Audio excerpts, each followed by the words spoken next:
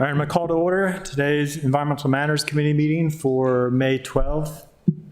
For the record, Alderwoman Finlayson and I are present. Alderman Arnett is unable to make it today.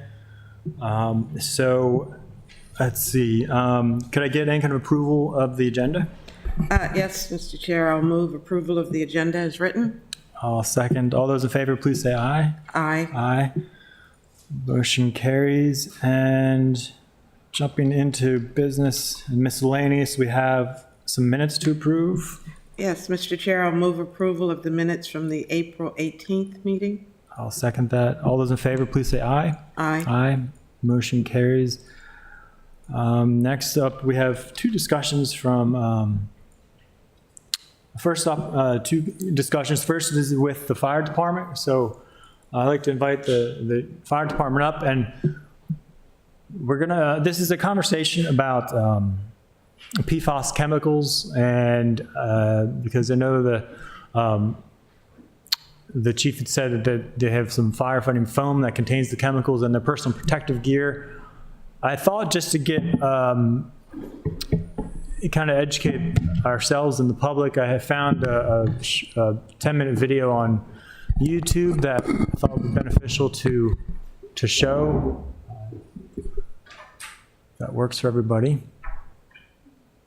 And then we can kind of jump into the department's presentation afterwards. Yeah, I think just hit play, make it full screen.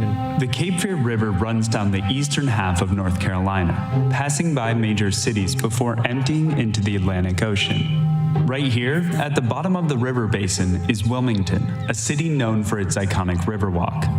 That's where you'll find this sign describing the importance of this river to the region. It flows southeast for 200 miles, has the largest basin in the state covering more than 9,000 square miles, and drainage from 4 cities and runoff from factories, farms, and home sites in 29 counties flows into it. This river system provides water to the entire basin, and the Cape Fear is one of Wilmington's main sources of drinking water. A nationwide test of tap water recently ranked both Wilmington and neighboring Brunswick County in the top 5 for high levels of PFAS contamination, a group of chemicals found in many everyday products. Anything that is water repellent in it, stain resistance in it, fire retardant, popcorn bags, and dental floss and pizza boxes, and rain gear and sleeping bags, food containers and makeup, it's everywhere. Breathe. You feel that? That's your body, baby. Woo! Listen to your body. Feel your...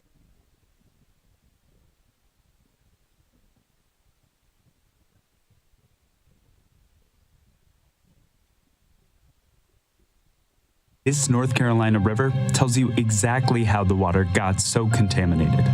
And it also tells you how chemical companies are getting away with polluting our drinking water. Not just here, but throughout the United States.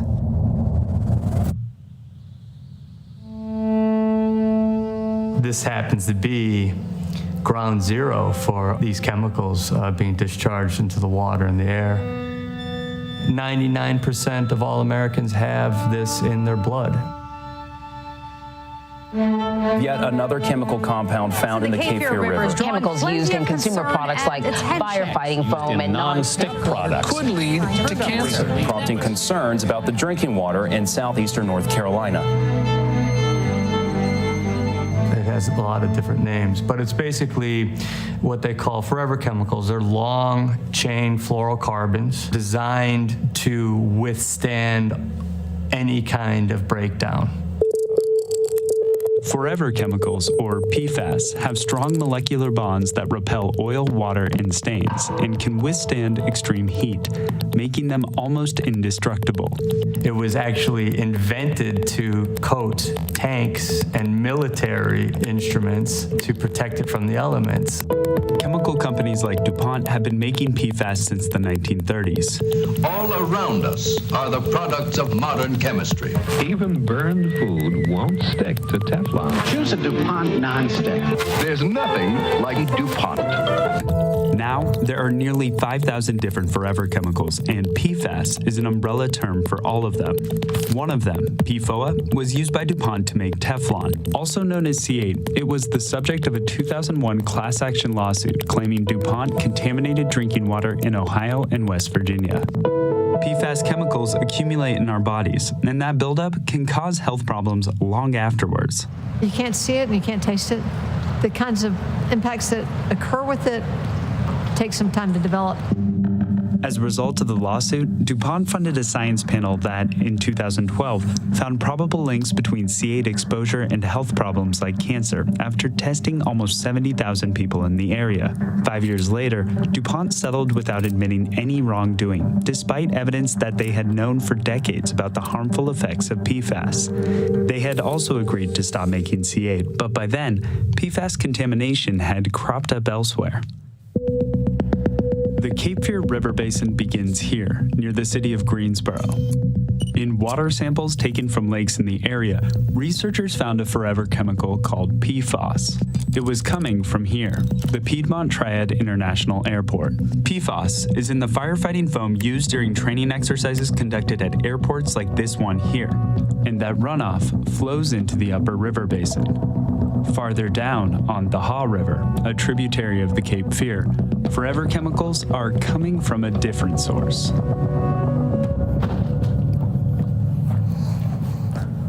The people that do know about it, they don't drink the water. There's people considering leaving because they don't feel like their water is safe. Emily Sutton is a conservationist who tests the Haw River for contamination. This spot in the Haw is directly impacted by the PFAS load that's coming directly from Burlington's East Wastewater Treatment Plant. It's about 300 yards upstream.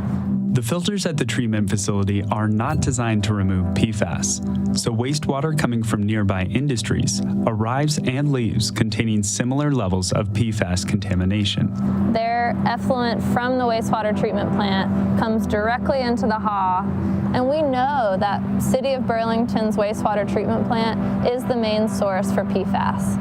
But they're not necessarily creating the PFAS. It's all of these different industries that are sending their waste to that wastewater treatment plant. A few miles downriver, a water sample taken from beneath a bridge crossing the Haw showed high levels of PFAS. And as the river flows down towards Wilmington, chemicals from other sources accumulate and push PFAS levels even higher near the city. But it's not just the levels that start to change. If you look at the kinds of PFAS in that sample, you'll notice something else in the water, a newer type of forever chemical called Gen X. It came from here at the Comores Chemical Plant, located between the two sample sites. The plant released wastewater into the Cape Fear River containing Gen X and also emitted the chemical into the air, where it settles on nearby land and entered the river as runoff. 70 miles downstream, an intake pipe pulls in river water and supplies it to Wilmington.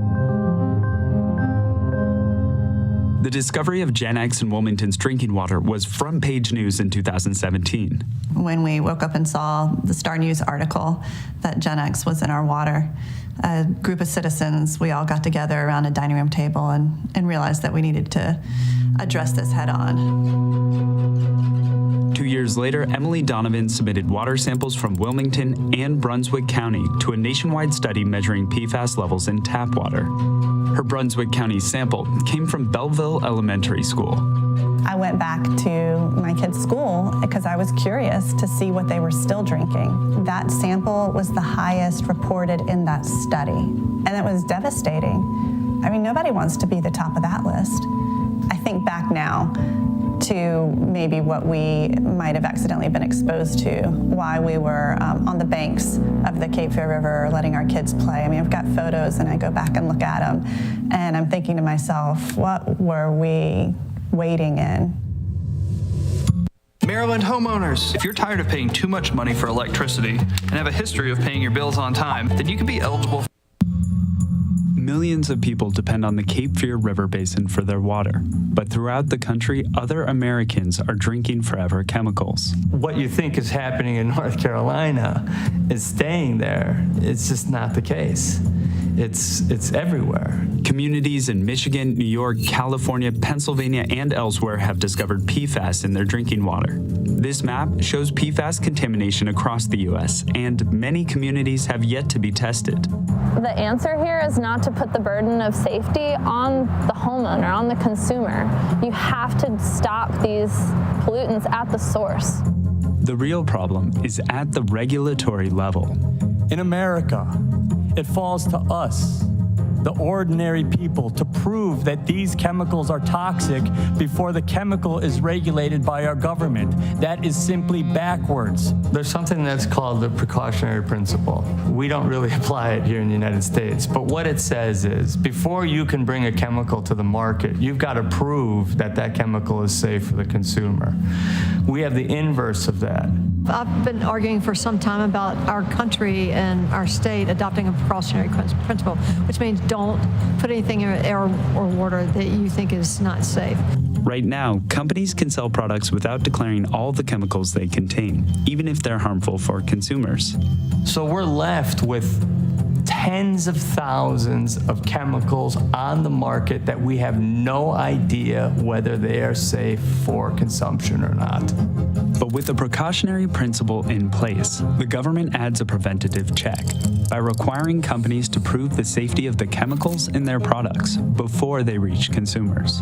If I knew that I could potentially get cancer by having stain-resistant carpet, then I would make a better decision for myself. But I'm not even given that choice right now. And knowing which chemicals are toxic would allow the government to look for those contaminants in the air and water, while also requiring companies to filter chemicals out of their wastewater. North Carolina is the perfect example where there's nothing. When we don't have any information, we don't know how to assess them and address them, so they don't get talked about. Without a precautionary principle, chemicals like Gen X can go unchecked. And even when companies get caught for one toxic chemical, they can replace it with another. When DuPont agreed to stop making the Teflon PFAS C8 by 2015, C8 blood levels dropped for the average American. But in the meantime, DuPont introduced a new chemical in 2009 to replace C8, and in 2015 spun off a new company, Chemours, to produce it in North Carolina. That new chemical was Gen X. It's just this game of whack-a-mole that one gets regulated and you have a new one pop up. As forever chemicals become a nationwide conversation, some states are starting to respond. Washington State, San Francisco, and Maine have banned PFAS in food packaging, and many states have proposed prohibiting firefighting foam containing PFAS, including North Carolina. But a larger effort to eliminate PFAS chemicals is still pending. There is still no legal requirement to filter PFAS from tap water, so more than 100 million Americans today are likely drinking water contaminated with PFAS.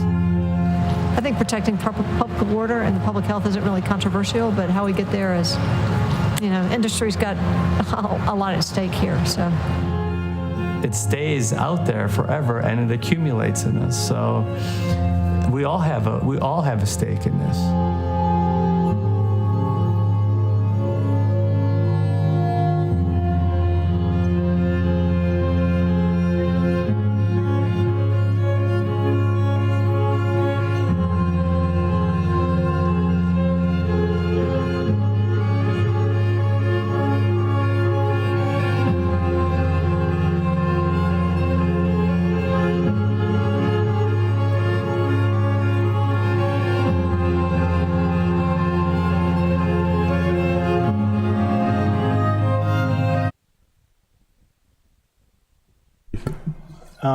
So thank you for bearing with me on that. I thought it was good to have the background.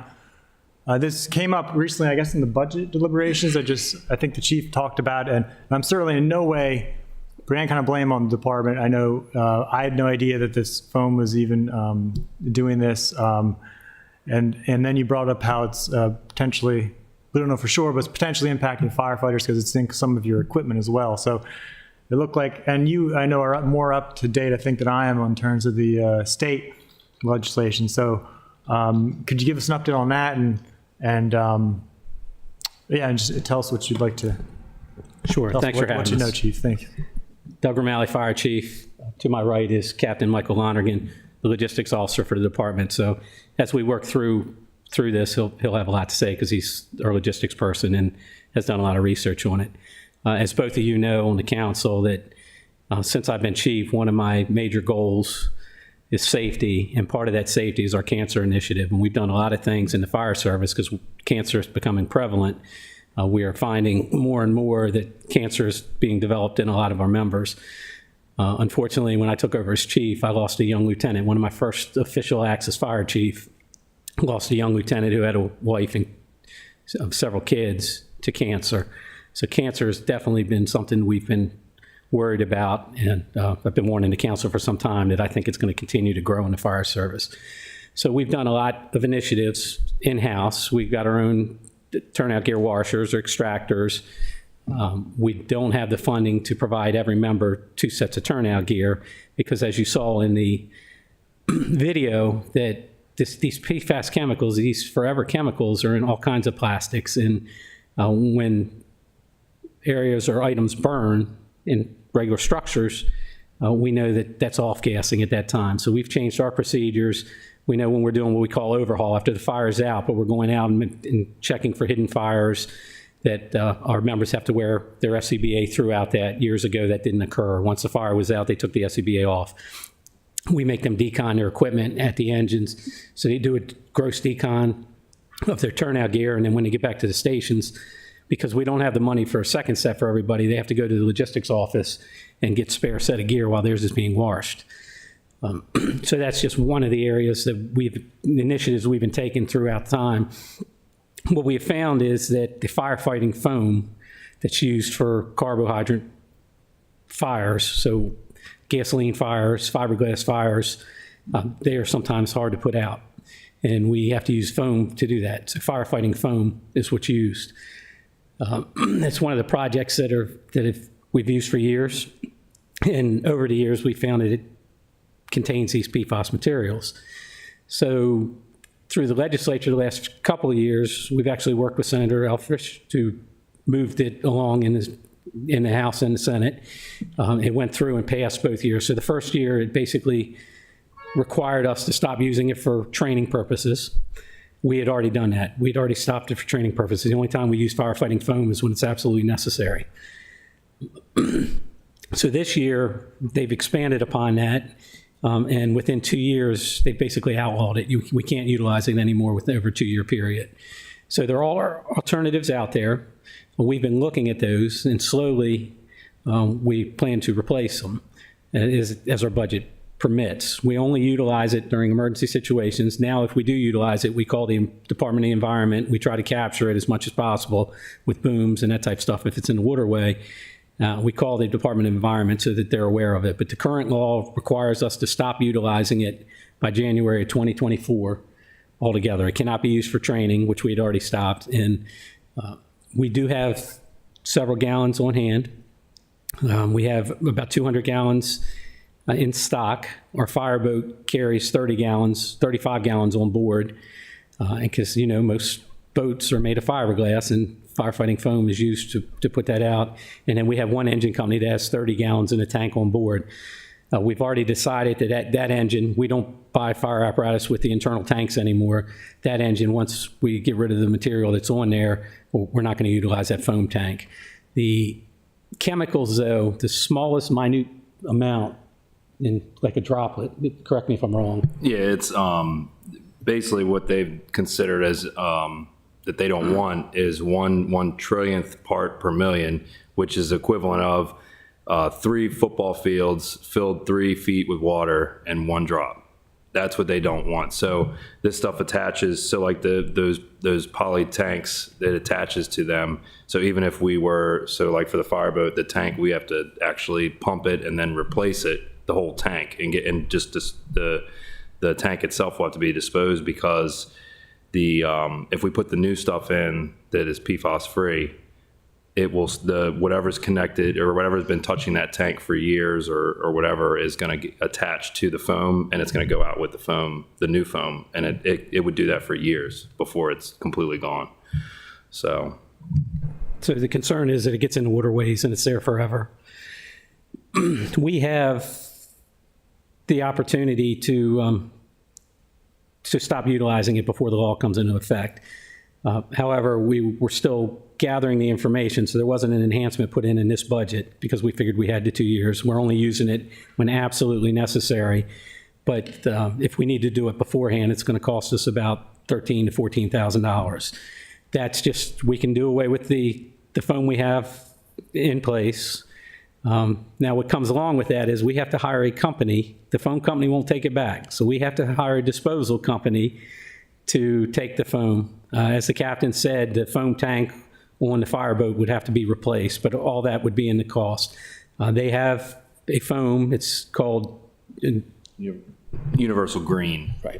What we use now is called Universal Gold, and it's a triple F foam. It has PFAS in it. But the Universal Green, the way that they describe it is there's no, let's see, what's it say again?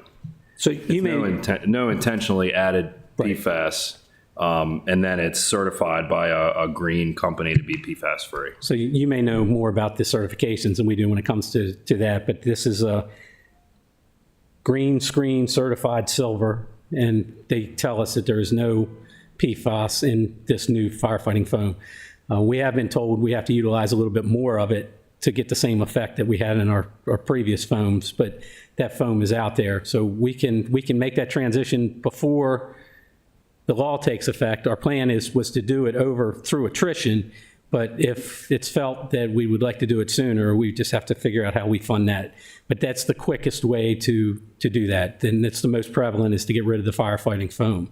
Now this goes farther though. The personal protective equipment, which we brought samples of, which is our firefighting protective gear to go into a structure fire, contains PFAS in the moisture barrier. So over the last few years, we did an analysis on our turnout gear. We like to provide the best out there. I had a firefighter that fell through a floor and got burned. We're lucky to have him here today. He still works for us today. He happens to be our deputy chief. But after he did that, we made some enhancements to our turnout gear to make sure we had wristlets and we had some other things in place.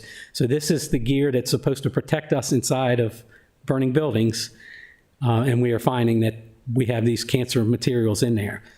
The gear that we are at currently, and I'll let the captain talk more about it, they encapsulate this vapor barrier, this moisture barrier, so we believe it's the safest out there. What I can tell you is there's no manufacturer of firefighting turnout gear currently that makes it without it. So if we were to say you can't use your firefighting gear anymore, we wouldn't be able to get somebody out of a burning building because we wouldn't be able to send people in. We do have challenges with that because not everybody has this newest set of gear. There's about 86 people within our department that are still operating under the Globe gear that we had before. And when we did our analysis, when we started, and I've been using Globe turnout gear, and I've been in several different types, but I never would have thought we'd change from Globe to Fire Decks, but we put a committee together. They liked it. They looked at the safety factors of it. I'll let the captain talk about this moisture barrier that has it in it and how it's sewn in there compared to that, but we went to that. But obviously, this is awful expensive. He can go into the price, what it costs for each set of turnout gear for each person. So we have some challenges there to just get the current people out of the Globe gear, and then our manufacturer is working hard, but we don't know when it's going to occur. They think they're close to making a moisture barrier that does not have it, but none of the manufacturers have it currently. So, Cap, if you want to talk about the gear. So, and these are clean, so I'm not putting dirty gear up here, but so basically, this is the new stuff. It's easy to tell the difference because this one's black and this one's more of a beige color. But there's basically three parts of gear. There's the outer shell, which initially protects us from the fire.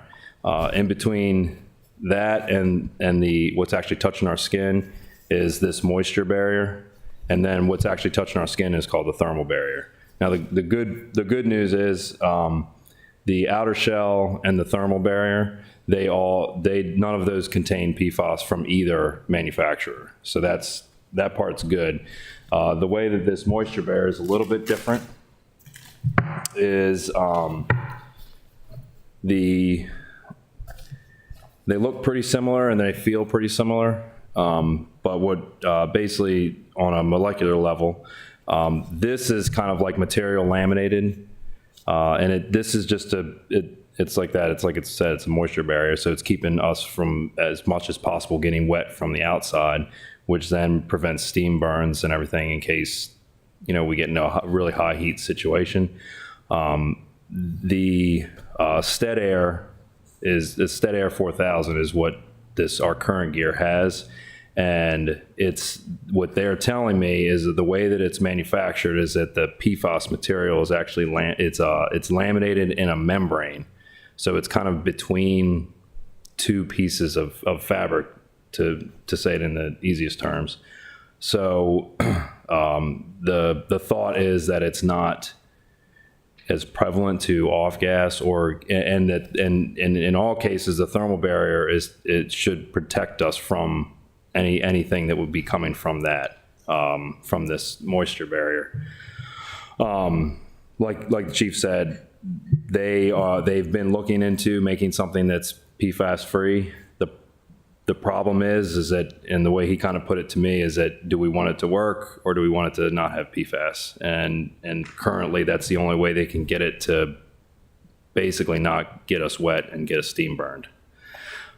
So the way it's supposed to work is that the only wet that's going to be in here is basically what's coming off of our bodies. It's not going to be anything that's coming from the outside. And they're very effective in doing that.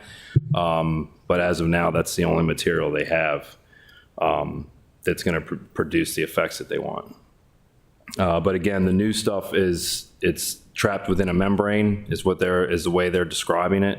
And this older stuff is probably more likely to be an exposure either to us or to the environment. So just to put it in perspective, we still have 86 firefighters in the older gear. And if we were to try to replace that gear, well, it would take some time to get it like any other manufacturing product right now. Everything is behind schedule. How long is it taking you? It is at least 26 weeks. Yeah. We used to be running a 12-week to 14 weeks. It's 26 weeks to get a new set of gear. But just to put those individuals in the updated gear would be just under $300,000.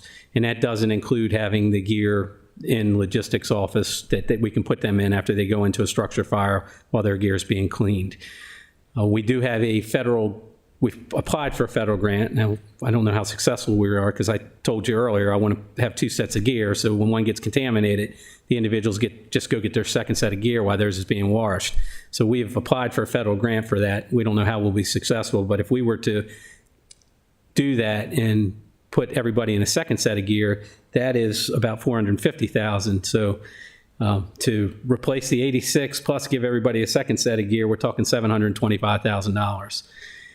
Just to know where we are. So it's not a cheap endeavor. That's why we're trying to be very cautious. We're very aware of the dangers to the environment, and we don't want to cause that. That's why we're only using it as a last resort. But the quickest thing we could do is the earlier option is get rid of that firefighting foam. I think that's something that we can do. I don't think that my current budget, I can do it within my current budget, but we can definitely push up the speediness of getting rid of that. That price includes, and which is actually cheaper than I thought. It's only going to cost us about $4,000 to get rid of what we have on stock. I thought it was going to be higher because some of the companies, when these bans, because the bans are becoming more, the laws are becoming more strict throughout the United States, and the manufacturers or the companies coming in to dispose of it are having concerns. So that means their prices go up because they have to figure out how to get rid of these chemicals that we're basically saying never go away. So that, but at least it wouldn't be our concern at that time. The county is already working towards the same aspect of it, of getting rid of the foam that contains the PFAS. They might be to the point where it's done. Prince George's County is the same way. So we've been in discussions. We've been working with it and working towards it. And know that this is something, they were given direction back when we stopped doing foam for training to not buy any more foam that contains it. So the foam that we have in stock, we've had in stock for close to 3 years now. So we have not bought any additional foam because when we do buy it, we're going to buy the new stuff. Well, thank you very much. A very thorough presentation, and it's very good to hear, Chief, that you're on top of this issue. And I know you've been a long advocate of reducing cancer risk from your firefighters. Do you have any questions, Alderman? I do. This is very shocking to me. And maybe in part because my sister lives in Fayetteville, and my niece and my great niece and great nephew live in Greensboro. Not that, people in other places don't matter, but anyway, it just kind of hit home. Chief, let me understand. The foam that we have now all has the PFAS. PFAS. And that's the easiest way to put it, because if I start talking about the pre and the polyfluor or whatever, I'm going to butcher the name. And I'm a hazmat person. I still butcher the name. The bad stuff, yes, the forever chemicals. So who would dispose of it?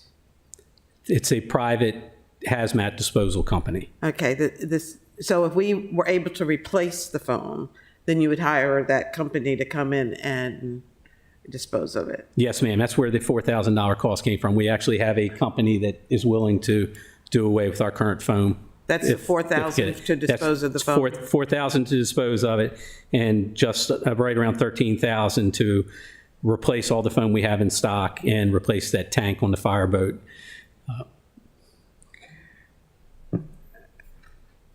$13,000 to replace, $3,000 to dispose. $4,000 to dispose. $4,000. Yes, ma'am. To dispose. Okay. About your turnout gear. Is there anything in your budget for 23? Our current budget only contains replacement of turnout gear. So our turnout gear has to be replaced every 10 years. So we're on a normal cycle. We have 130 some uniformed firefighters that we have to provide personal protective equipment. So we have them on a cycle, and we are replacing this gear as they come close to it. So basically what happens is when this turnout gear, the old turnout gear, gets about 8 years old, we replace it with the new stuff. We put that in the stock for the 2 years because we have to have something to put somebody in once it's contaminated while theirs is being cleaned. And then when that 2 years is up, that goes away and we replace the next one. But we only replace about 10 to 12 sets a year. Yeah, give or take. And then any new people that come in will get the newest, the newest gear, of course. Yes, ma'am. So my question is, though, is there money in your budget, in the proposed budget, that would allow you to, are you replacing these some every year? Yes, the minimal amount every year as they come up with the time period for the 10 years, yes. So how many are you replacing each year? About 10 sets. About 10? 10, but if we hire 5 new firefighters or replacement firefighters this year, out of that 10 sets, 5 of those sets have to go to the brand new people. So yes, but we average 10 to 12 sets a year. And that's all that our budget basically can afford with the uniforms and the other PPE we have to provide. It's like our ballistic vests have to be replaced every 5 years. It's that ongoing cycle. And a set is 2? No, a set is firefighting turnout pants, the firefighting coat or jacket, gloves, helmet, Nomex hood, turnout boots. Head to toe? Head to toe. Okay. Protective gear, yes. So what does one head to toe set cost? That's up to you, Cap. So basically, as far as just the jacket, pants, and the coat, jacket, pants, and the gloves, it is, if I can do some quick math, I did total costs altogether, but. And don't you have to also replace the boots and the headgear? I mean, aren't they exposed also? Well, but they don't have, to our knowledge, they don't have any PFAS materials in them. So it doesn't spread to other places, only to. It's just in this moisture barrier basically on the coat and the pants. That's where it happens to be, is inside of this material. But if we use the firefighting foam, we would have to decontaminate that but that is sort of like the runoff on the foam. That runoff is still in the waterway because it's coming off of it. We can still use that. These chemicals are bad, though. They tell us, and it would be hard for us to figure out without replacing all of our attack line, all of our hose lines, that if we use foam in those lines, now we have dedicated lines that we typically use for it, so we have a general idea, and we've replaced hand lines over the last few years, but even that firefighting foam line, because that hand line, it flows water regularly and sometimes has the foam in it, is now contaminated, and that line should be going away because it has that minute traces in it. We're not to the point where we're going to replace it. We've replaced most of it, and we have not flowed a lot of foam, so we think we're pretty compliant there. But just that type of items, that all goes along with this firefighting foam. So I would agree that it's best for everybody if we do away with the foam as quick as possible compared to just waiting until the law kicks in. So it sounds like it's water soluble, though, if you wash the uniform or the suit. So the foam is 3% foam and 97% water. So it mixes with it, and it stays, that part of it stays, the PFAS part of it, the foam part of it stays in the waterway. It goes down the storm drains, it goes wherever, yeah. It's not good stuff. So how would you get it out of your hose once it's exposed? I mean, once it's... We can't. Technically, we would have to get rid of that hose, but what I've said is we've replaced our hose lines with the new apparatus, and over the years, we hose test every year. We would have to do that, and we'd have to figure out what hose had foam in it, which is hard to do. But that's just another minute part that's always in the back of our mind is that, do we have to replace this also? And we don't 100% know, but we're pretty cognizant on it. We've been pretty good about it. I'm pretty comfortable that our hose lines aren't contaminated. At least we don't have a lot that are contaminated that are going to cause us more issues. My bigger concern is when we use foam, it blankets. So if we flowed foam, because you had a gasoline fire in here, we flowed foam, it's going to blanket this whole entire area, because it is when I talk foam, it's like a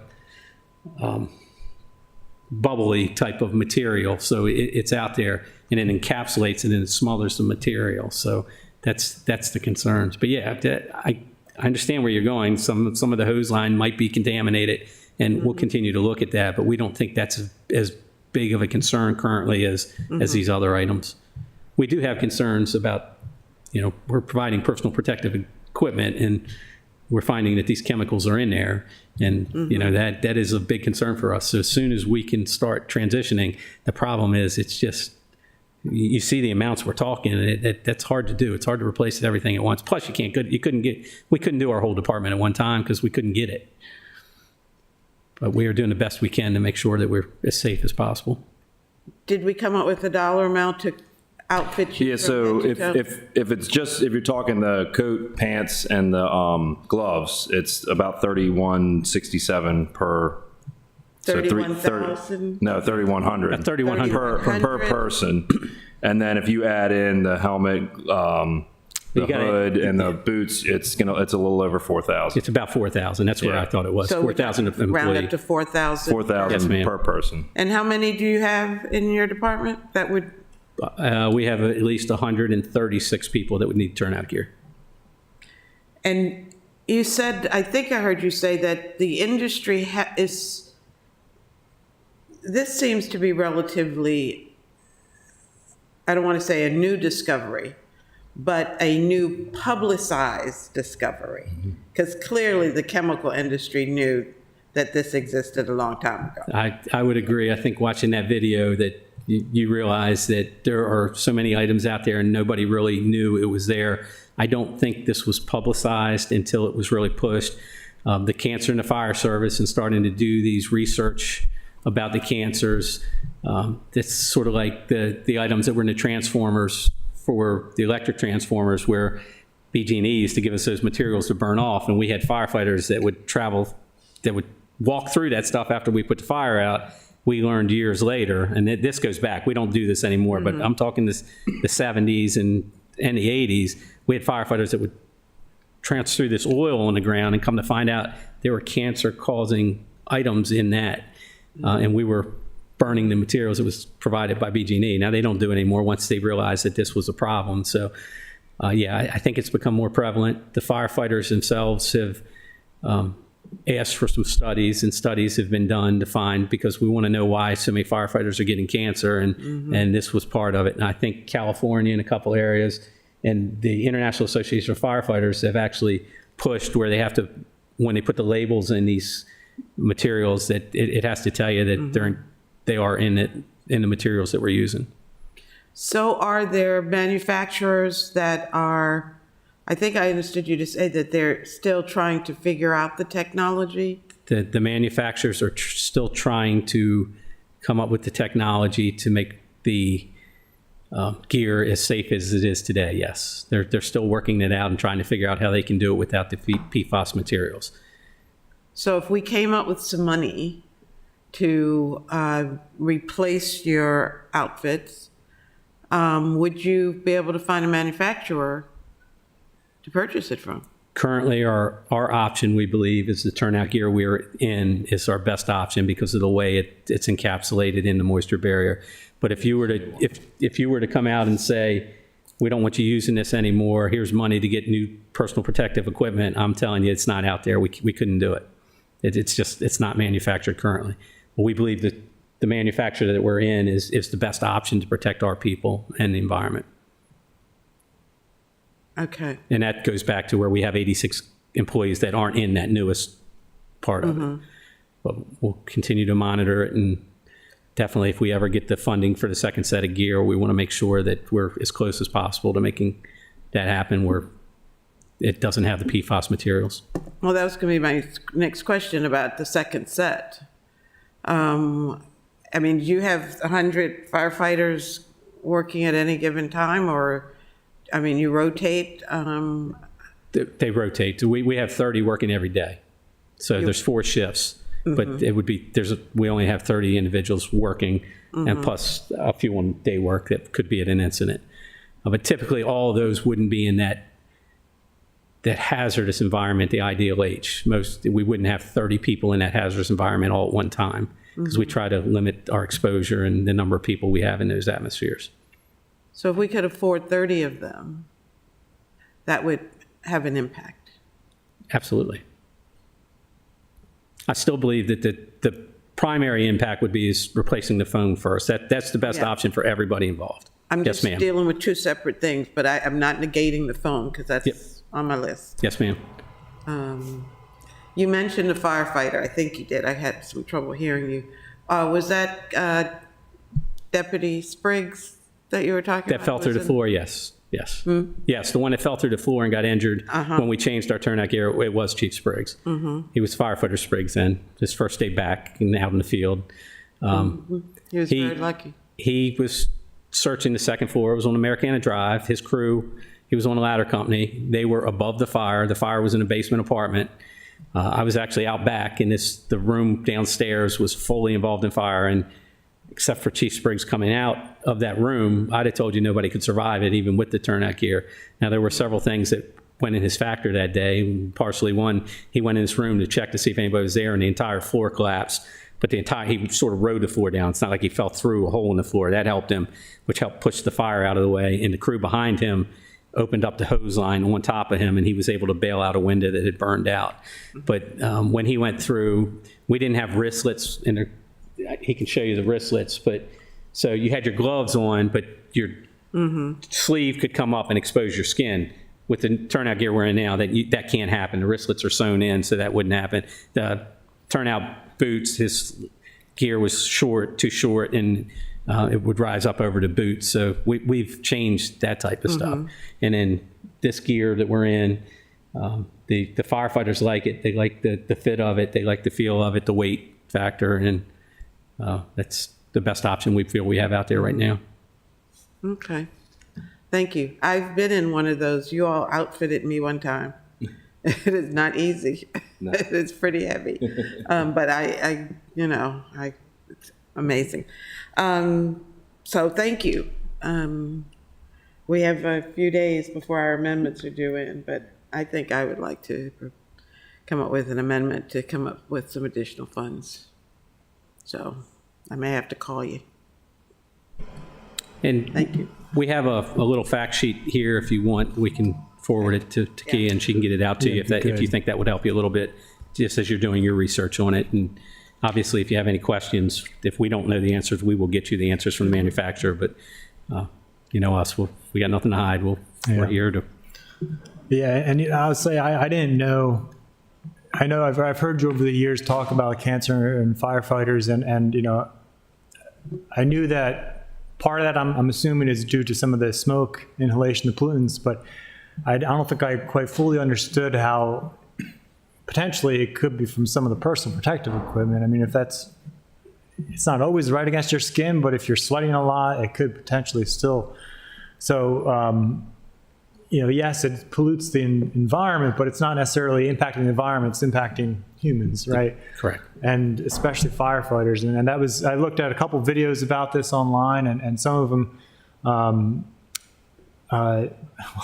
oddly enough, it was on one of those comedy news shows. It wasn't appropriate enough to show, but but they actually had interviews with some of the workers and firefighters, which shows the you know, some of the direct impacts. So I think the phone would be a good, relatively easy, and I think maybe we could talk about maybe even using some of the Watershed Restoration Fund, because that's what is most likely to get washed into the waterways. Yes. We'd have to see if that'd be appropriate or not. As far as the firefighting gear, yeah, I think if we could at least find some to start the replacement, I think that'd be good. I think he said, let's see, total cost of about possibly up to $700,000.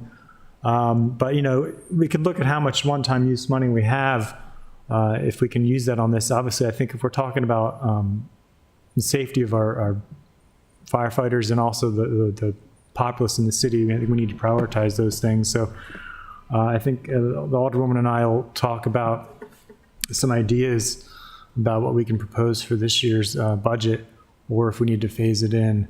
Mr.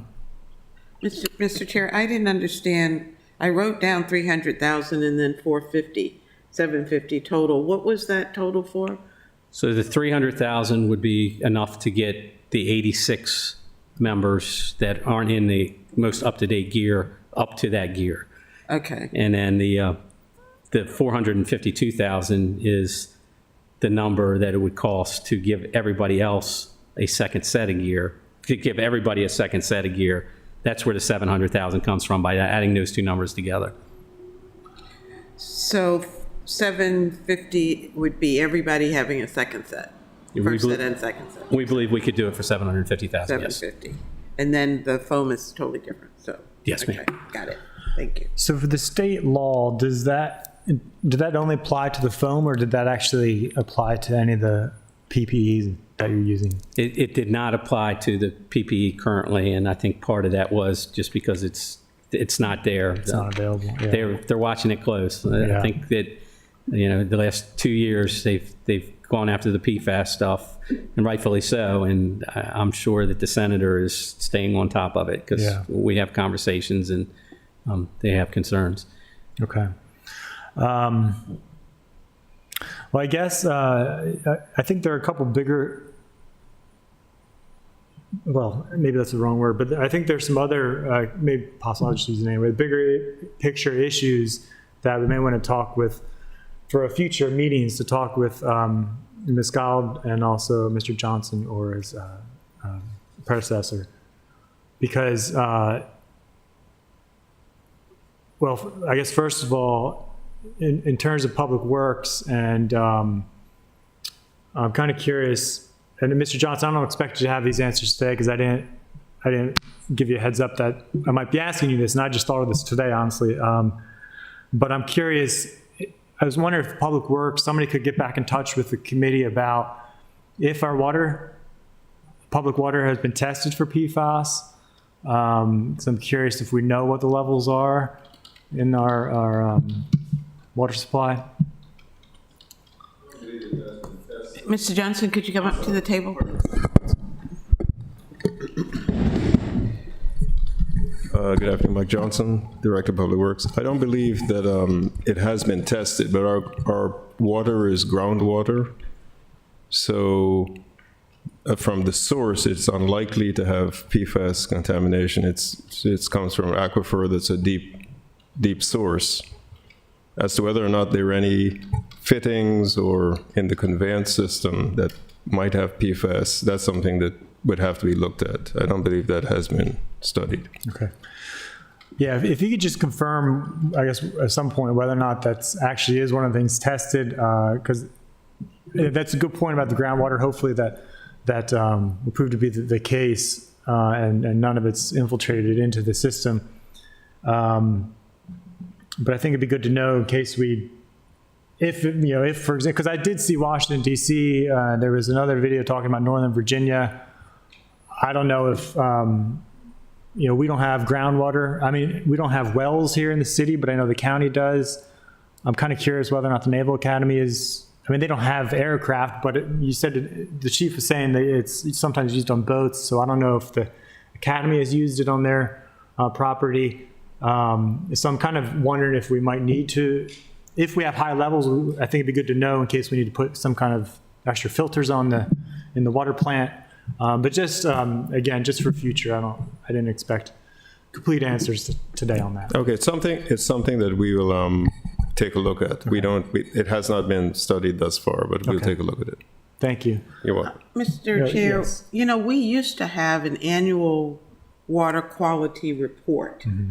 I don't know whether we still get that. It used to be mailed to every resident. Is PFAS something they would have tested for when they're determining we used to get an annual water quality report mailed to every resident. I don't know whether we still do that or not, but I just wondered whether this would be something that would be tested as part of that report. That report is still issued annually. As per the EPA requirements, and that's a state requirement as well, MD requirement. PFAS, I don't believe, is one of the chemicals that is looked at. What tends to be on that list are chemicals that have been determined to be definitely carcinogenic or in some way a health concern. I think with PFAS, even though it's a forever chemical, I'm not sure that the scientists have come to an agreement that it is causing health issues. They're still studying it, as far as I understand. So I don't believe that it is a chemical that is currently tested for. Well, every report I recall getting always gave us a glowing report about how wonderful our water is. And that's typical for deep wells. That's one of the benefits of taking groundwater, that a lot of the contaminants that are present in systems that take water from aquifers, those chemicals are absent. You might have more minerals, like our water has more iron in it, and they have to treat it to reduce the thresholds that are in the water before we deliver it. But as far as contaminants, it's really difficult with a deep aquifer because it travels so slowly. It has a self-protecting mechanism, and the deeper the well is, it's unlikely that the water would have problems. Does our water treatment plant, I remember when we opened it and we all went on a wonderful tour and saw all the gadgets, and does it monitor contaminants? They test for it. I don't think it monitors contaminants. There are periodic periods of testing that are required in the delivery of potable water and the treatment, production, and delivery of potable water. And there are panels that you test for of chemicals that you are required to test for. Mm-hmm. And that's what is reported in that annual report. I don't believe that there's an ongoing telemetry of, looking for chemicals. Mm-hmm. The wells in themselves, are designed to be self-protecting because of the depth from which you're taking the water. Mm-hmm. And the well fields are protected from bad actors, through somebody observing. You have cameras in the well fields and other mechanisms that would indicate someone attempting to adulterate the water. So post 9/11, a lot of those protocols have been put in place and are fairly rigorous regarding access to well fields and the trouble you can get into if you're found in a well field. You really have some explaining to do if the police are called and you're caught in a well field.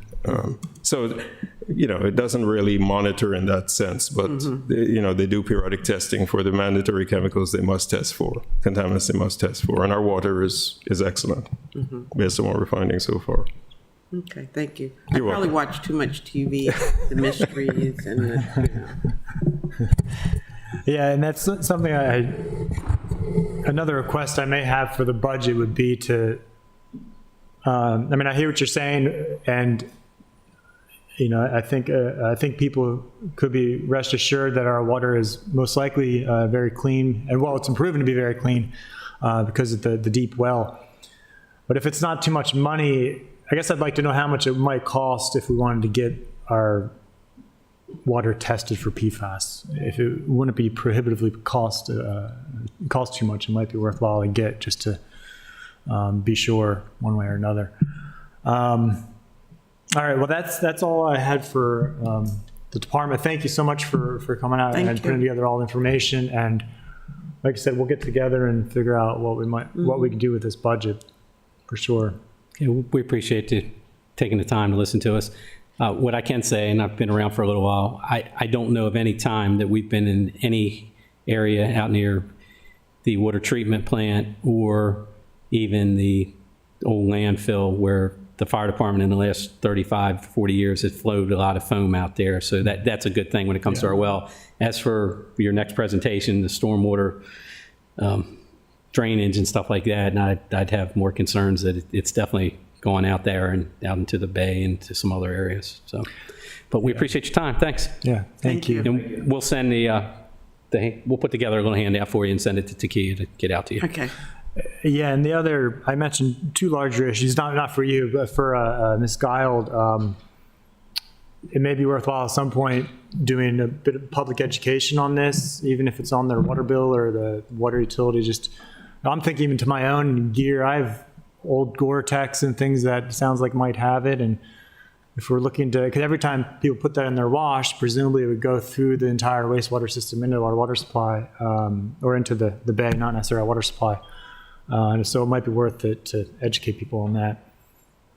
But thank you all. Next up, we have Director Johnson.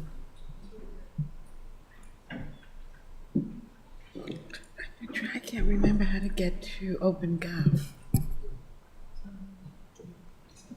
Okay.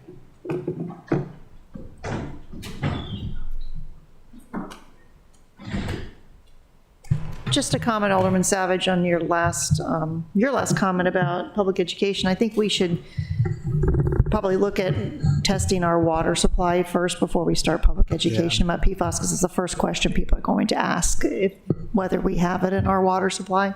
Yeah, for sure. Yeah. And it's probably not going to be in our water supply, but there's a second question of whether we treat our wastewater for it, because right. That's what goes into our rivers and streams in the bay. That's a good point. Yeah. And so thank you. So next up, Director Johnson, I invited him to talk about the progress on the Watershed improvement plan. And I have given copies of the report from MDE, which, just so you know, Director, I did give the committee copies of the report that you emailed from MDE, because I thought it does a good job of summarizing. But with that, I'll turn it over to you, sir.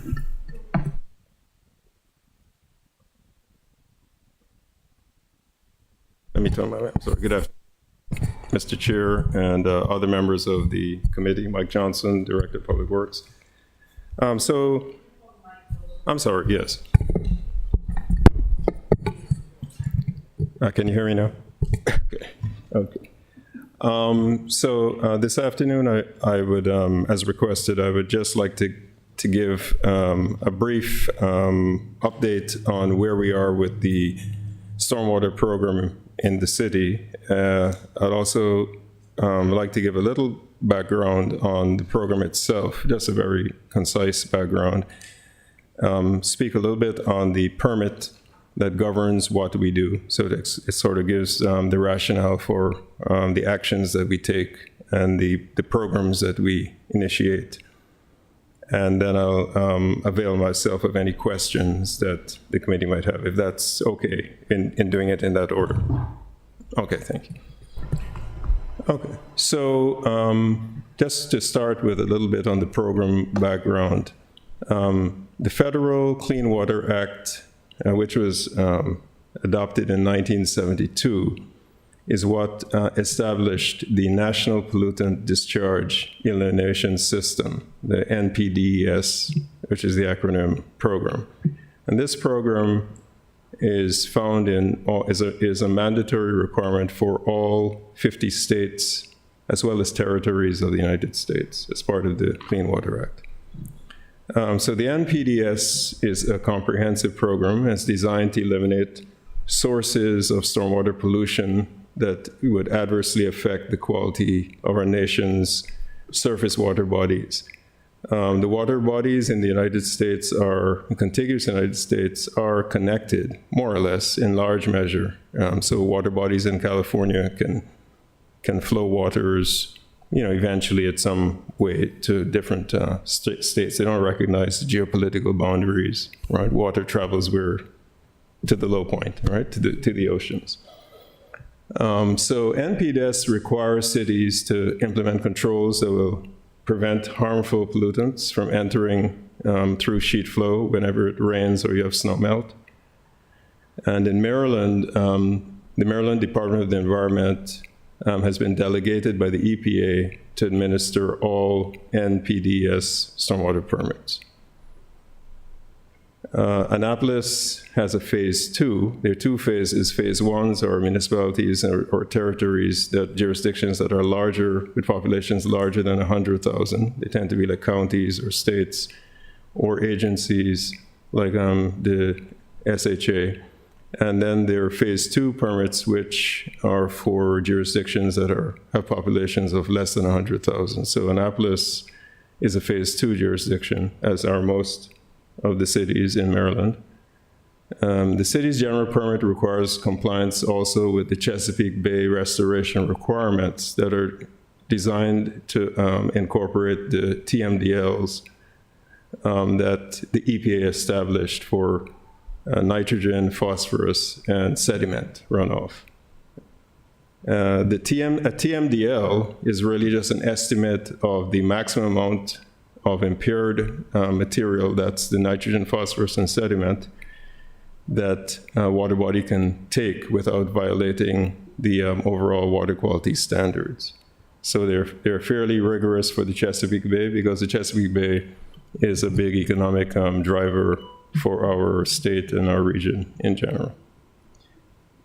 These goals require the city to implement stormwater management measures and to treat 20% of currently untreated impervious acreage. The EPA has set 2025 as the year by which the city has to achieve, or the phase 2 municipalities have to achieve, their final target loads. The Ms4 permit, just to speak a little bit about that, under the NPDES program, there's an Ms4, and the Ms4 is an acronym for Municipal Separate Storm Sewer System. It's a long way of saying your storm sewer conveyance system. So the Ms4 permit has 6 minimum control measures that the city has to comply with to be in compliance. MCM1 is public education and outreach. And this MCM, minimum control measure, requires municipalities to provide educational material about stormwater to 4 key audiences: residents, industries, commercial entities, and construction entities. The permit requires also that 2 messages for each audience be, a minimum of those be given during the 5-year permit term. MCM2 is public participation, and under this MCM, municipalities are required to, at least on an annual basis, provide an opportunity for the public to participate in the development and implementation of stormwater management their stormwater management program. And that is often done through outreach at Earth Day celebrations, Green Up Days. There are sorts of community activities in which you encourage public participation to satisfy that MCM. MCM 3 is the illicit discharge detection and elimination.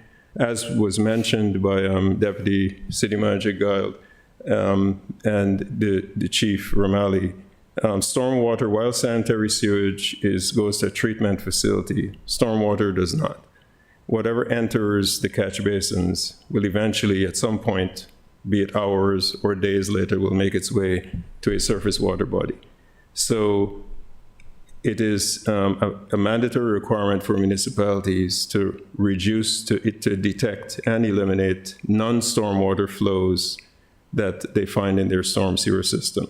So for instance, if it has not rained and you observe that water is coming out of the outfalls, that's an indication of an illicit discharge. Someone may have made an improper connection. Maybe they connected their sanitary sewer to the storm line. Maybe they're doing some kind of dumping of something that they should not, surreptitiously. And that can severely impair the surface water bodies. So municipalities are required to have a program to deal with that.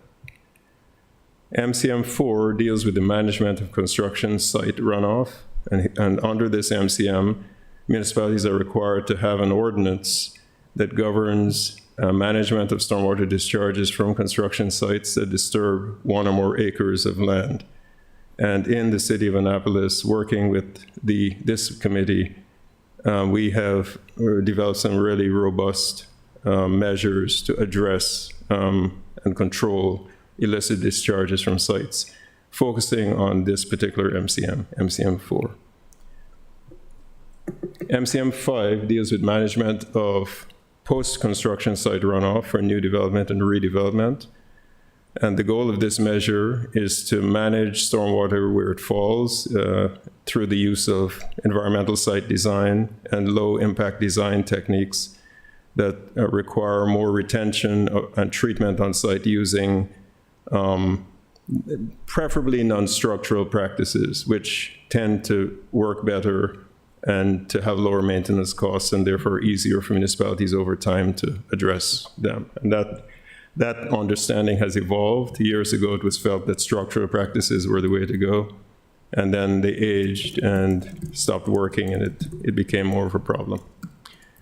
And MCM 6 this directly impacts public works and all the operations divisions of the city and departments of the city, good housekeeping in municipal operations. And under this MCM, municipalities are required to implement good housekeeping practices at their operations, such as vehicle maintenance, any open spaces, buildings, etc., storing of oils, lubricants, and potential contaminants. And the name is self-explanatory. Good housekeeping really means that you want, when you go to your facilities, your operating facilities, to find them in good order, well organized, and that potential contaminants have no chance to spill and enter the catch basins and foul the surface water bodies. And that is done through stormwater pollution plans that each facility is required to have, and the staff are required to be trained on that and be responsible for maintaining those. So those are the 6 minimum control measures that govern the permit under which our stormwater program works. So let's just talk a little bit about the progress that we made. The city is required to provide restoration projects that treat a little over 299 acres. I think the exact number is 299.4 acres of its impervious acreage. We have 1,497 acres of impervious. So if you divide that by 5 or take 20%, I think it's 299.4, but so it's roughly 299 acres. As of October of last year, we have completed 285 acres of restoration projects, of which 91 were completed under the previous permit, which was prior to 2018. and an additional 25 acres will be completed by the end of the permit term by 2025. So that puts us really in a really good position because we are on track to exceed the 20% requirement of the 299. Based on production, prorated production, we are likely to complete restoration of 310 impervious acres. So we're exceeding what the permit requires us to do in this term. And any excess, I believe, MD will allow us to carry into the subsequent permit, the term permit that will follow on. So this is really a good production. There's some other ways in which we can get even more permits, which are in the current budget. This year, we would like to begin practicing what's called advanced sweeping. We currently use regular sweeping with brooms, the machines with brooms, and they do not pick up as the nitrogen, phosphorus, and they do pick up some sediment, as well as the what are called regenerative air machines, which are designed expressly for that purpose. So one of the requests that for this fiscal year that's in the budget is to purchase one of those machines, put it into service. One of the concerns, we're piloting the machines now. One of the concerns we have is that on many of the streets in Annapolis, there are cars parked on both sides, and it's very difficult for a big machine to negotiate that. So we are field testing the machines to make sure that we have an ability to sweep those areas. And we also have a street sweeping program, a work group that is looking at how we would implement alternate side of the street parking to allow for gutter sweeping. The goal of that being, the benefit of that is not only does it give us clean streets, but it is an alternative measure that gives us credits. We get a significant amount of credits if we do a lot of sweeping. And based on, if we can really sweep, we can sweep as many as 7,000 miles a year. And that is a significant amount of credits that would give us more than 25 acres of equivalent acres of credit. So we're doing everything that we can to increase our output. And that's if you can improve it, you improve the sweeping program with the new technology? Yes, if we could improve it, right? Or we are working to improve it, but we just have to figure out how. There are several factors we have to look at. Some of our streets are open section. They don't have curbs and gutters. So those streets can't be swept because you can't sweep against the grass. It's not really going to work. But for the streets that are curbed, that have curb and gutter, Annapolis has a parking issue. And the only way to really sweep, what is effectively happening is that the gutter pan is seldom swept. It's really hard to sweep it. COVID did not help much because people were home more, and any streets where they would normally have moved, cars tended to stay there during the time that we are here as well. So it's not possible really to sweep it. So some type of alternate side of the street methodology has to be worked out, and we have a group that is working on that right now to sort of, we're taking a look at every street to see, look at the geometry, look at streets that are eligible for sweeping, and then trying to figure out what the correct windows are that would accommodate alternate side the street parking. And once they've worked that out, we would then roll out a pilot. We'd pick an area and pilot the sweeping, along with possibly the new sweeper. Hopefully the new sweeper would be in service by then. Because really we want to get, this new sweeper gives us more than double the amount of credits that a broom sweeper would give us. So really it's an excellent machine if it can work in Annapolis. And I think if we can adjust the parking, we could get it to work. So we're looking at that. It's a bit of a puzzle, but we're working it out here. We'll work it out.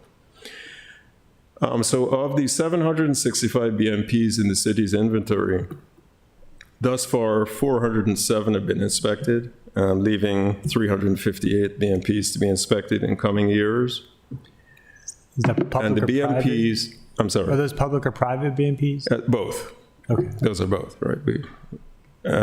So the BMPs are really just practices that help to treat the runoff from properties and streets and things of that nature.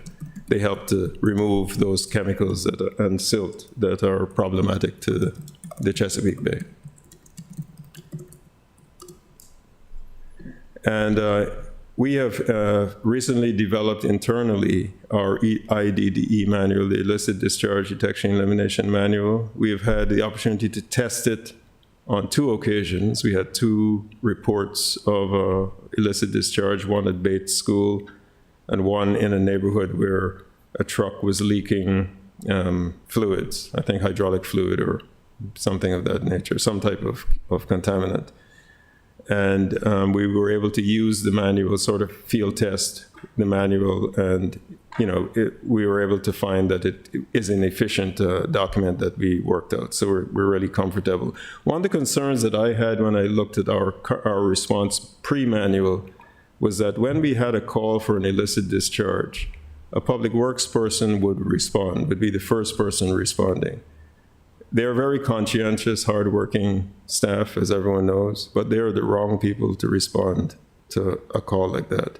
As you observed, the people who correctly should respond are the department that was here before fire. They have the training, they have hazardous material identification training. We do not. We've never had that. They have the turnout gear that they spoke about, that if something is injurious to the human body, and they also have the equipment to deal with that. So one of the changes in the manual is that we developed a triaging flow chart as to where a call should go. So the first call for an unknown substance is not really public works, it's should be 911.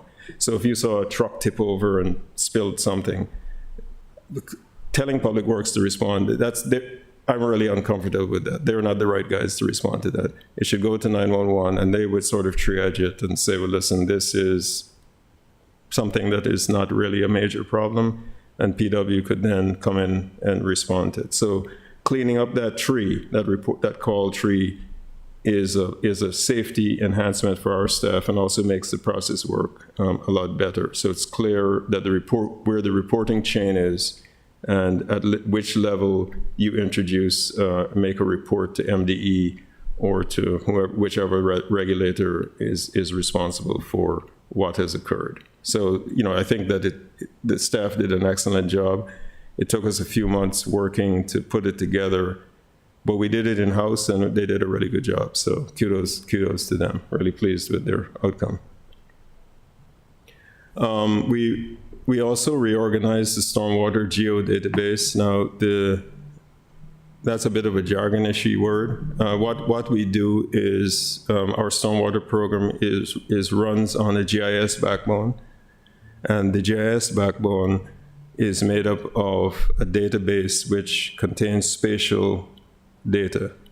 So in other words, by spatial data, like if you have a catch basin, the catch basin has a coordinate that you could identify. It doesn't change.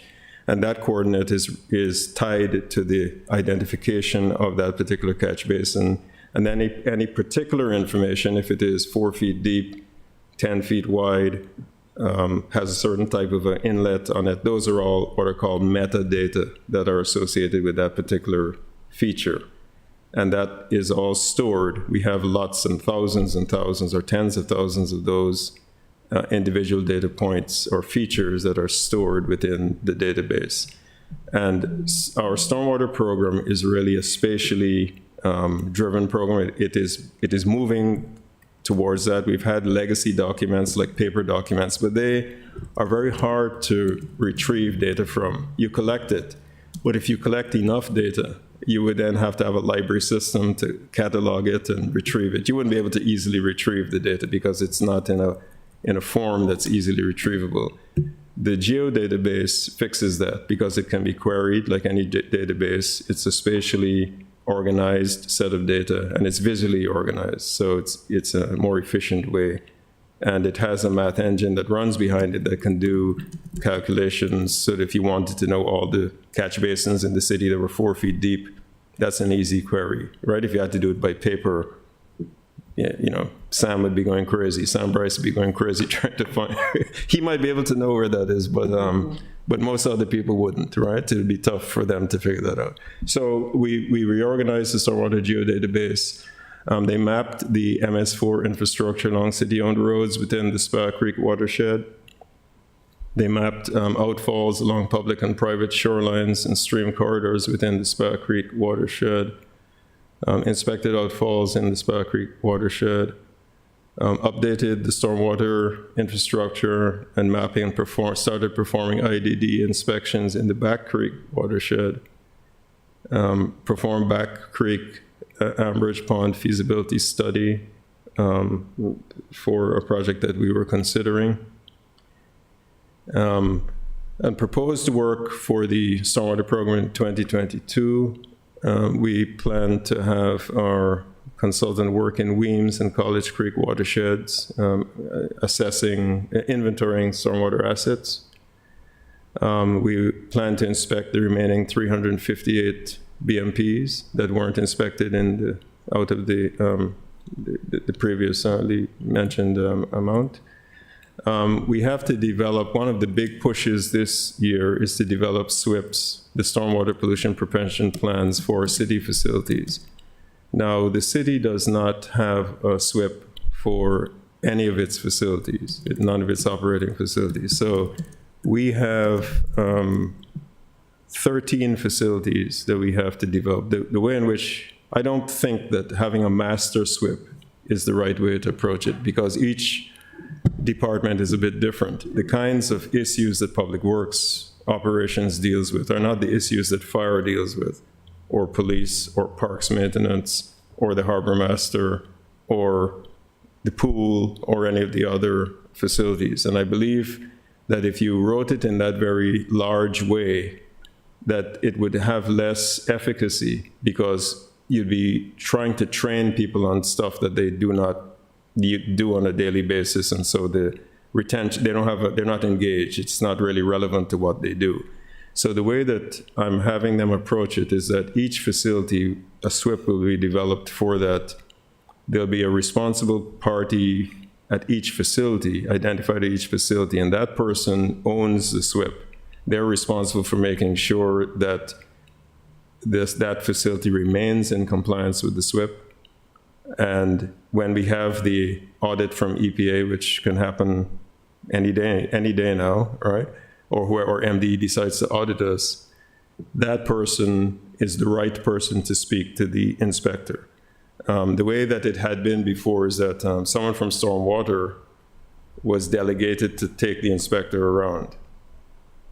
I don't think that's the right thing to do, because the stormwater guy doesn't know the operation. So when the inspector asks detailed questions, as they're inclined to do, they quickly come to the conclusion that this guy doesn't really know he doesn't know the answer, right? I mean, he's just giving general answers or something like that. So that's not the way that you do well on an inspection. You really want to make sure that the facility is in compliance, significantly in compliance with their SWIP, that the person in charge of the SWIP understands what is being done and owns it. And that way we will pass an inspection, regardless of whether it's a POP inspection or if they have the courtesy to tell us that we're going to get it. We're not really upset if they give us a POP inspection, because following this, we'd be ready for anything that comes. So the SWIPs are a big push this year to be developed. And I'm sorry, what's that?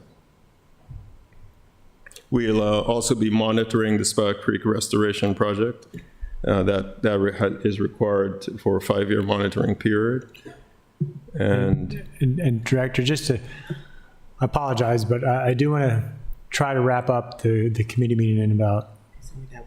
Oh, there's one more slide. Okay. Yes, I'm about done. I think this is the last thing. And this year, and also we'll be designing Southwood Stormwater Management Project. That's a development that was built probably in the 60s, I think it was, without any drainage, any conveyance, and it's a project that has been funded and we're working on. And we will continue, the final bullet, We continue our strategic partnership with Chesapeake Bay Trust to fund not-for-profit and community stormwater management projects that from which we get credits. And I think that's it. So if there are any questions, Thank you. A very thorough presentation, and I think it's very heartening to see that we are making excellent progress on the permit requirements. I have a number of questions. I think some I'll just email you, but first I'd like to turn to my colleague to see if you'd have any questions or comments. I have two questions. How many acres are in our city? the city is 8.1 square miles. So can I convert it? Can I cheat? I am an English teacher now. Yeah, so I mean, it's... and that's not significant. I just wanted to make it relevant for me in my mind. My other question, well, one was about street sweeping. You know, DC has been doing the parking on alternate side, even side one day, you know, whatever, and it seems to work. Are we going to try to pilot that in the city, or, I mean, are we moving forward?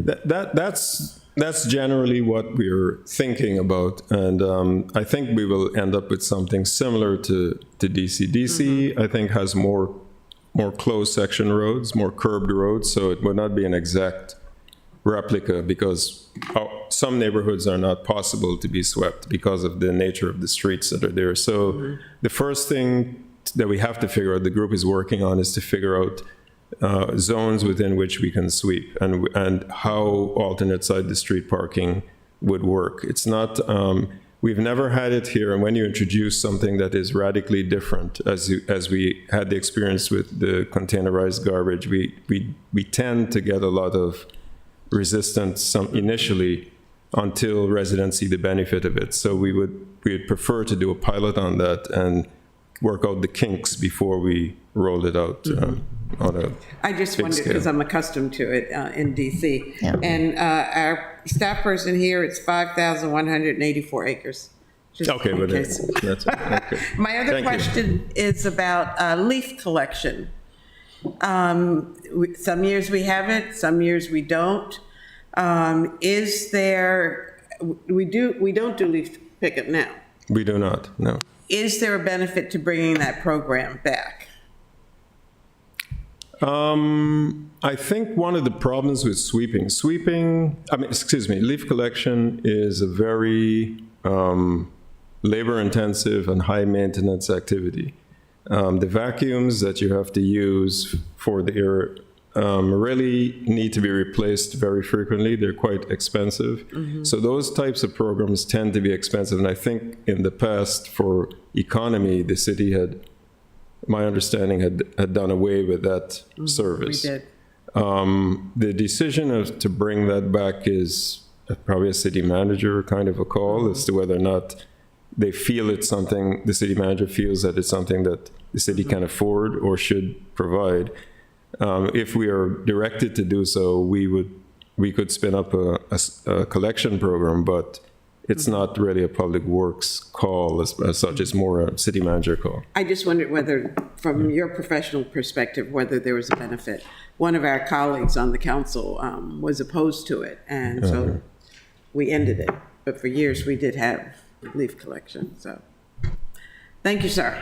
To one of your comments, Alderwoman Finlayson, having lived in Washington, D.C. for a number of years, my experience was that people complied when they put up the signs that said you had to move your car, alternate streets, or just move in general, and they were very strong on enforcement with fines and towing. And we did not, where I lived in Georgetown, we did not have the option of going to many parking garages.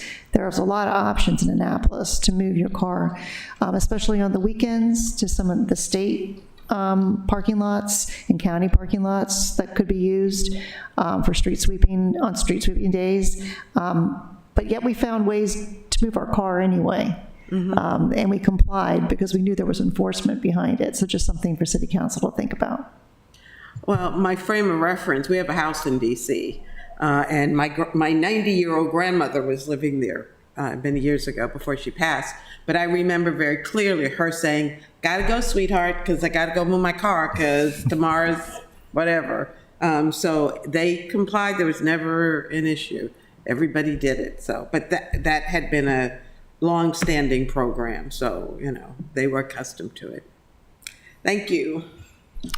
All right. So I just, like I said, I'll email a few questions, but I guess one request, we've been all about pie charts this budget, or at least the chair of the Finance Committee has been.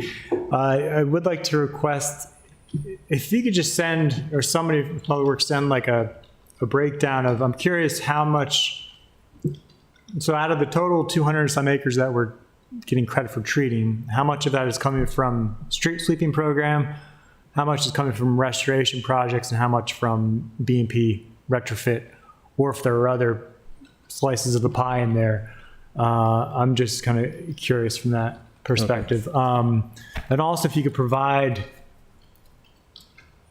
maybe I think a list. I'm also just curious what you listed. I think some of the projects that are getting us towards the credits, and it'd be nice to see which ones in the city are getting us the most and where they're located.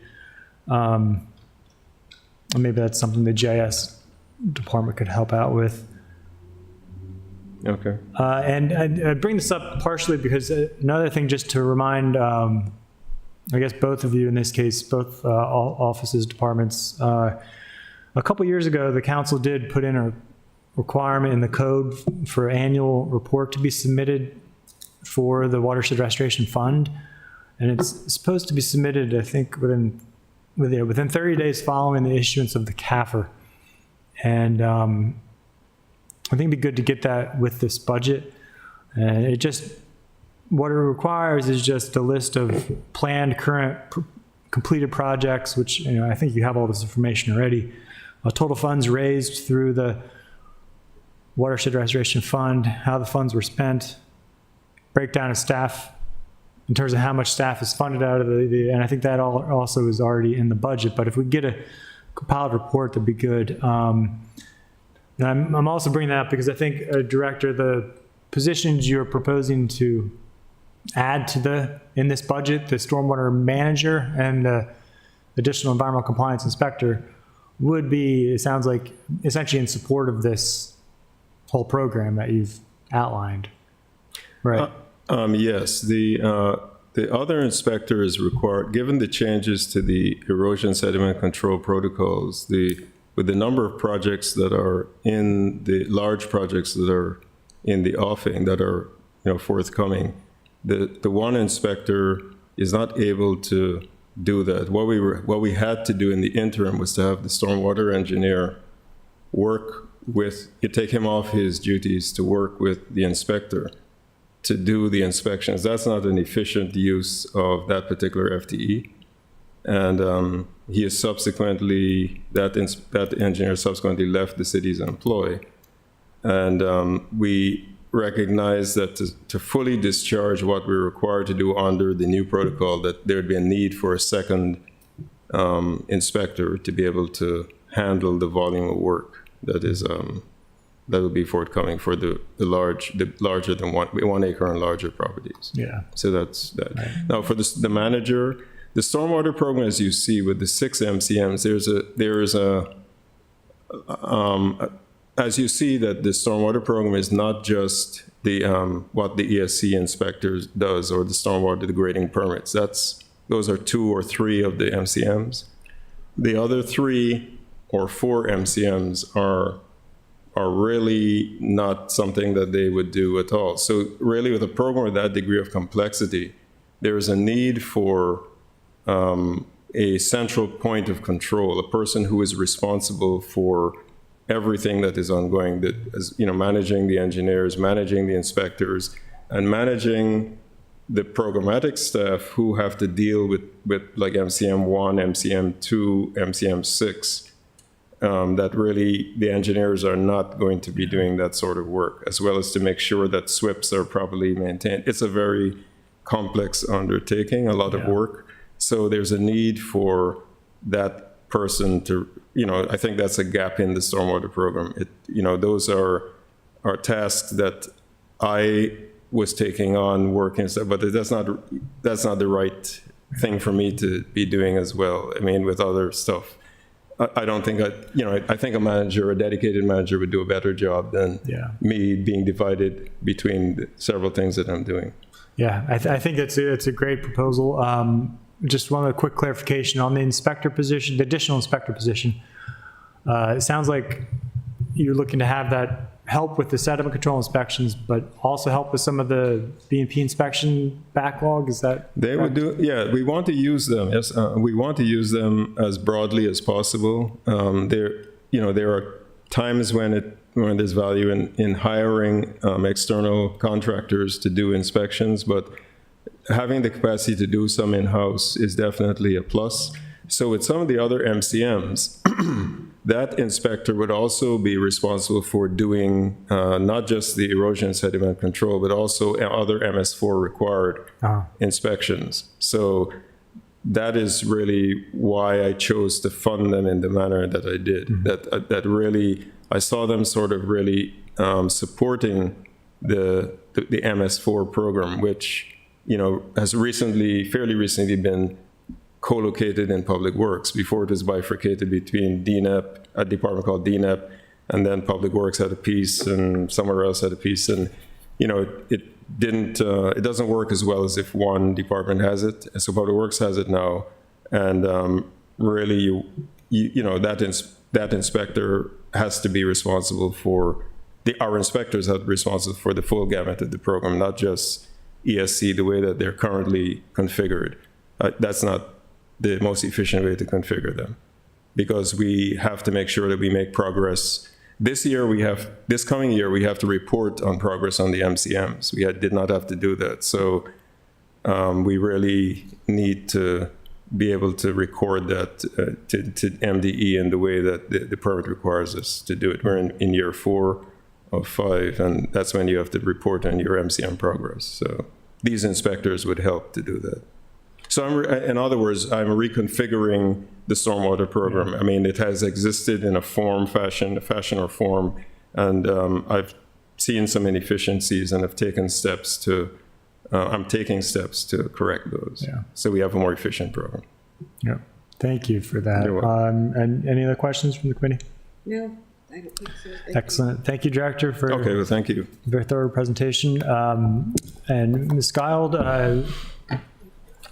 again, I know you're usually very concise with your comments, and we'll give you a few minutes here to give an update. And okay, I just want to add 2 things to Director Johnson's report. He mentioned some work we've done with this committee that have generated credits, and 2 things he's done, which go to MCM. I think it's 5 on construction projects, is the enhanced checklist that he developed. We worked on together. It took a lot of time, but I think that's really helping with stormwater, and we should get credit for that MCM, as well as the enforcement protocol that he has also worked on. In the 2 years that I've been working with Director Johnson, I think he's made great improvements and strides in our stormwater management process. And I know we're going to try to eke out some more work from him before he leaves. So it's been a real pleasure to work with him, and I think it's been very productive. So I'll just be really brief, because I'll update my environmental projects list for you. I did not get a chance to do that this week. Not a lot has changed. We have a lot of ongoing projects. But one thing we did, we actually had a meeting today on the options for electric ferry with a group called Texas Thrust Masters, which is, they make all sizes of electric water taxis, ferries, etc. That they can, all of their components are built by them in their factory in Texas. So they don't have the issue of foreign-made components or foreign-built vessels. So we had a very good meeting with them today. And they also identified grant funding for us, federal grant funding coming through the federal funds, the infrastructure bill, and Department of Transportation, and are setting up a meeting with us before some of the NOFOs go out. That's the time when you can still speak to the administrators after the notice of the opportunity for funding goes out, you can't speak to them about them. So we're trying to set up a meeting for next week on ways that we could get the feasibility study and design parts of the water taxi / ferry looked at, and other electric mobility within the city, and then also which grants would go towards actual construction of infrastructure and purchase of a ferry and other vehicles. So that was very helpful. And as you know, our composting drop-off food scrap location continued from Annapolis Green.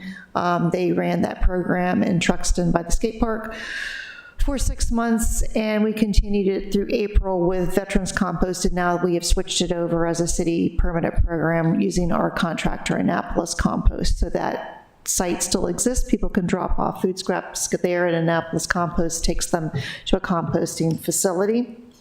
Let's see if I made any other notes. Oh, next week is Bike to Work Week, so we're going to try to promote that within the city and convince as many employees as possible to bike to work all next week. And let's see. I think that's about it. Any questions? Questions from the committee? Thank you.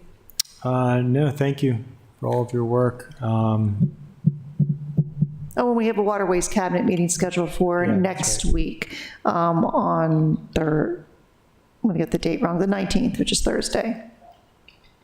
Any update on the Resilience Authority or resilience work? The only update is that we are still working with the person the offer went out to on creating a county position for that resilience director position, so that has to work through the county process. In the interim, we're speaking to Throw Environmental, which helped the city and others with their draft resilience plans, and about having them or Denise act as interim director so that we can get a board of directors selected and in place so we can start talking about what projects we need to start moving forward. We don't want to see this languishing any longer. We'd like to get the Resilience Authority moving by this fall. And the downtown pumps are still moving forward? Yes. Right? And what about the resilience work with the Navy, the DoD, that cooperation? So you're referring to the military installation resilience review. So that process is moving forward. This week there were a number of select meetings with small groups. There was a transportation working group meeting. There was a water meeting today that I participated in. I think there was one on emergency services and one on public health. So they've broken it down into meeting with just small groups from the county, the installation in the city, to talk about final edits on what our critical assets are. And as I said, today was water. That was probably one of the most important ones, as well as emergency services is another one that's really important. So we're in that phase right now. And then we will move into an evaluation phase where most of the work goes back to our contractor, Stantec. And they're just reaching out to individuals as needed within the county, the city, and the installation for additional information. That process will wrap up, it's planned to wrap up by January of 2023, the entire report. And is there an environmental justice component to that? That's overlying everything that we do in the city, but for that particular grant program, there was not. But anything that the city implements as a result of their recommendations would have an environmental justice overlay to it and evaluation. What Stantec will do in the end is the report will make recommendations as well as identifying our major challenges and our major opportunities and critical assets. And then they propose to more fully develop 10 projects they think are critical to resilience infrastructure that cross boundaries between the installation, the city, and the county that we all will benefit from. And it sounded like Navy was wanted and was open to projects that yes, address definitely. some of the equity issues out there. Anything else? I was trying to find something you had asked about. No, I guess not. I would like to get the list of projects you said you would send us. Which list was that? Resilience. Yeah, the resilience project you mentioned earlier. Could we get just a summary of that for at some point before early June, maybe, so we could have handy for the MML conference? Well, next week, we have some planning to do. Okay. So I don't want to wait until, you know. I'll have to get that to you by next week, so I'll be out of town from the 20th through the 31st. So you want a summary of resilience-related projects in the city? Okay. Yeah, I guess if the project managers from Public Works could provide maybe a status update on some of those. And All right, including plans and studies, or do you want the hard projects, like the capital improvement type projects? Do you have them differentiated in 2 different lists or 3 different lists? Because some things we have going on, such as OEM, they're updating their hazard mitigation plans. So some of these are plans and some have studies going on. Others are actual projects in design, such as the pumps and city, the deep water pumps we have planned. And then we have stormwater restoration projects and living shorelines and things like that. So you can just indicate where they are in their process? Exactly, yes. Okay. yeah, I know you're overloaded, so it doesn't have to be super detailed, but just high level. I get what you're going for. Okay. Okay. All right, with that, entertain a motion to adjourn. Yes, I'll move that we adjourn. All right, I'll second that. All those in favor, please say aye. Aye. Aye. Meeting is adjourned.